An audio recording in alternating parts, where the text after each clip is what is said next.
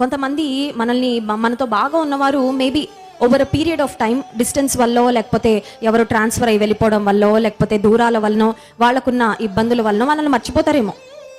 కానీ దేవాది దేవుడు మనకు చేస్తున్న వాగ్దానం ఏంటంటే, నేను నిన్ను మరచిపోజాలను. మనుషులు మర్చిపోయినా పర్వాలేదు, కానీ దేవుని యొక్క జ్ఞాపకంలో మనం ఉండడం అది మనకెంతో మంచిది, ఎంతో శ్రేష్టం.